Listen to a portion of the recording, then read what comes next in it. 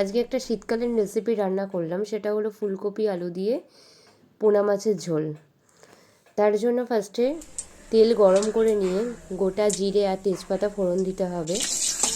আর আগে থেকে ভাপিয়ে রাখা ফুলকপি আর আলু ভেজে নিতে হবে। ফুলকপি আলুটা যখন ফার্স্টে ফুলকপিটা ভেজে তুলে নেব, দিয়ে তারপর আলুটা ভেজে নেব। আলুটা একটু ভাজা ভাজা হয়ে গেলে আমি মাছটাকে ভেজে নিলাম। মাছটা ভেজে তুলে নিয়ে কড়াতে আরও সামান্য তেল লাগলে তেল দিতে হবে।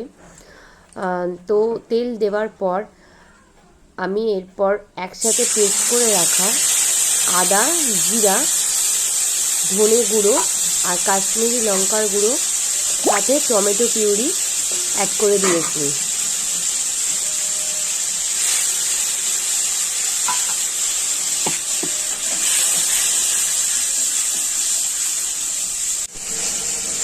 মশলাটা একটু ভালো করে তেলে কষানো হয়ে গেলে এর মধ্যে সামান্য জল অ্যাড করতে হবে।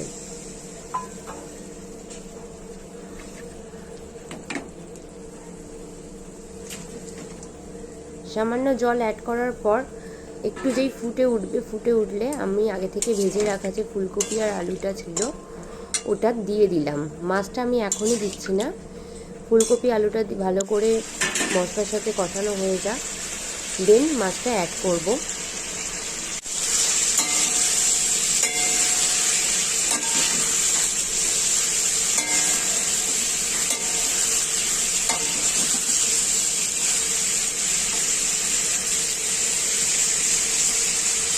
এরপর একটু সামান্য আমি ঝোলটা করার জন্য জল দিয়ে দিলাম। জলটা ফুটে উঠলে আমি মাছটা অ্যাড করে দেব।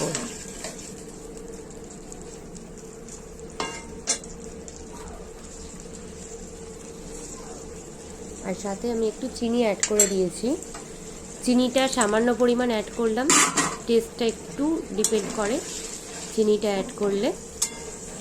আর নুনটা আমি যখন মশলাটা কষাচ্ছিলাম তখনই আমি নুনটা অ্যাড করে দিয়েছিলাম, যখন আমি বাটির মধ্যে ধনে জিরে গুঁড়ো আর আদা বাটাটা, লঙ্কা বাটা একসাথে করে রেখেছিলাম, তার মধ্যেই হলুদ আর নুন আমার দেওয়া ছিল।